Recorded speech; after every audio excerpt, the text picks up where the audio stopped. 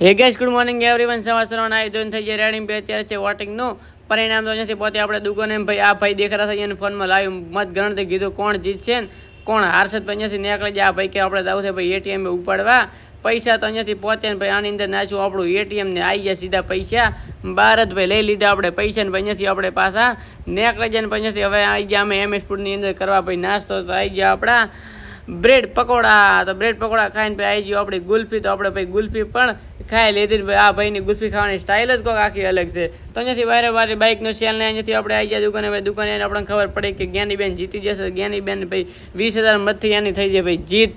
તો એની ખુશીમાં બધાની અંદર પડ્યા ભાઈ ફળાચિયા ને ભાઈ આ બાપુ કહે છે ભાઈ મારે જ્ઞાનીબેનની જીતમાં ભાઈ ફોડવા છે ફળાચિયા. કીધું તમે પણ ફોડો પ્રા.